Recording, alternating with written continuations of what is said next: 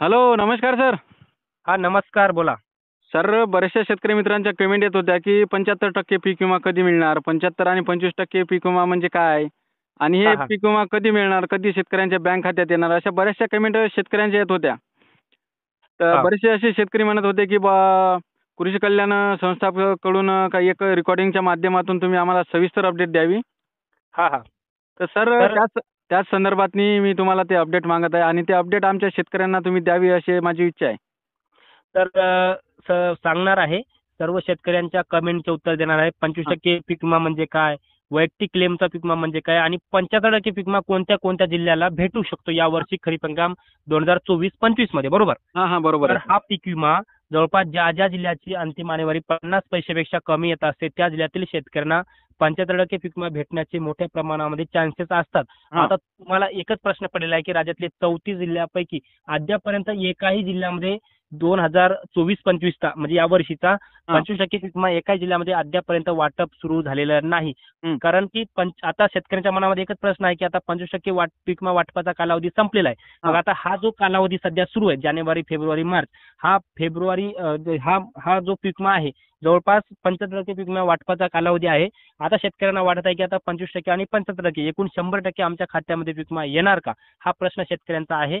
आणि जवळपास आपण जर पाहिलं तर ज्या ज्या जिल्ह्यांची अंतिम आणेवारी 50 पैशापेक्षा कमी येत असते त्या जिल्ह्यातील शेतकऱ्यांना 75% पीक विमा भेटत असतो.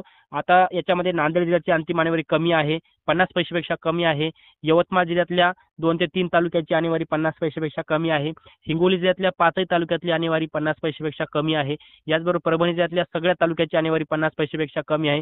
छत्रपती संभाजीनगर असेल, बीड असेल, याचबरोबर आपण भरपूर मराठवाड्यामध्ये आपण जर पाहिलं तर 8ही जिल्ह्यामध्ये मोठ्या प्रमाणामध्ये सरकारने अतिवृष्टी अनुदान दिलंय. त्याचबरोबर पीक विमा सुद्धा मोठ्या प्रमाणामध्ये मराठवाड्यातल्या 8ही जिल्ह्यामध्ये भेटणार आहे. हां. परंतु अद्यापर्यंत एकाही रुपयाच्या पीक विम्याचं वाटप झालेलं नाही. आपण जर पाहिलं तर आता मी तुम्हाला सर्व माहिती सांगणार आहे. जवळपास पालघर, ठाणे, रत्नागिरी, रायगड, सिंधुदुर्ग हां. या जिल्ह्यामध्ये खूप कमी शेतकऱ्यांनी क्लेम केलेले आहेत. याचबरोबर धुळे असेल, नंदुरबार असेल, याही जिल्ह्यातल्या शेतकऱ्यांनी खूप कमी प्रमाणामध्ये क्लेम केले आहेत. हां. सर्वात जास्त क्लेम करणारा जिल्हा म्हणजे बीड आणि बीड जिल्ह्यामध्ये सर्वात जास्त शेतकऱ्यांचे क्लेम आलेले आहेत. 17 लाख शेतकऱ्यांनी पीक विमा भरलेला आहे बीड जिल्ह्यामध्ये आणि 10 लाखापेक्षा जास्त शेतकऱ्यांनी हां. आपले क्लेम केलेले आहेत. हां. अशा क्लेम केलेल्या पात्र लाभार्थ्यांच्या खात्यामध्ये 25% पीक विमा वाटप वैयक्तिक क्लेमचा मंजूर असेल तर तो होणार आहे. आणि आता 25%चा कालावधी तर गेलाच. आता क्लेमचं कॅल्क्युलेशन सध्या सुरू आहे. म्हणजे हां. 75% पीक विमा आणि 25%. आता सध्या आपण जर पाहिलं तर अकोला जिल्ह्यामध्ये क्लेमचं कॅल्क्युलेशन सेटलमेंट झालेला आहे आणि ती माहिती कृषी विभागाकडे अकोला जिल्ह्यामध्ये दिलेली आहे. विमा कंपनीकडच्या माध्यमातून या पीक विम्याचं वाटप लवकरच होईल अशी अपेक्षा आहे. कारण की शेतकरी पुत्र असतील किंवा शेतकरी नेत्यांच्या माध्यमातून अकोला जिल्ह्यामध्ये मोठं आंदोलन करण्यात आलं होतं आणि त्या शेतकऱ्यांना 8 दिवसामध्ये पीक विमा वाटप होणार अशा पद्धतीचं आश्वासन देण्यात आलं होतं. परंतु 8 दिवस झाले अद्याप पीक विमा वाटप झालं नाही. आता याच्यावर उत्तर काय तर हे सुद्धा आपल्याला पाहण्यासारखं आहे. हां. परंतु आपण जर पाहिलं तर आता पीक विमा जवळपास याला तर संपूर्ण सगळ्याचा सगळा म्हणजे जो काही कॅल्क्युलेशन संपूर्ण जिल्ह्याचं होईल. हं. आता कॅल्क्युलेशनचं काम सुरू आहे हं. आणि हे संपल्याबरोबरच पीक विमा वाटप होण्याची शक्यता आहे.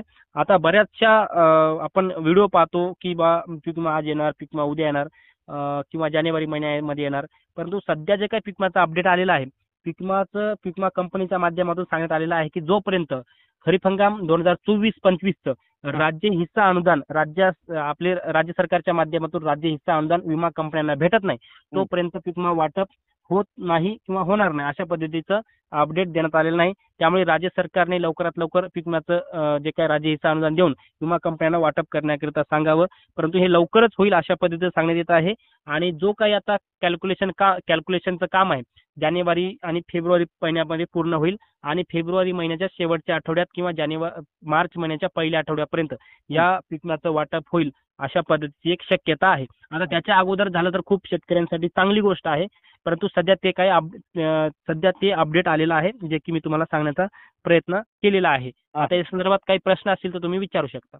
तर बऱ्याचशा शेतकरी मित्रांच्या कमेंट येत होत्या त्यामध्ये बी. तर त्यांचं म्हणणं होतं की 25% जे अग्रिम पीक विमा आहे ते त्यांना मिळालं नाही. त्यासाठी काही करावे लागेल का?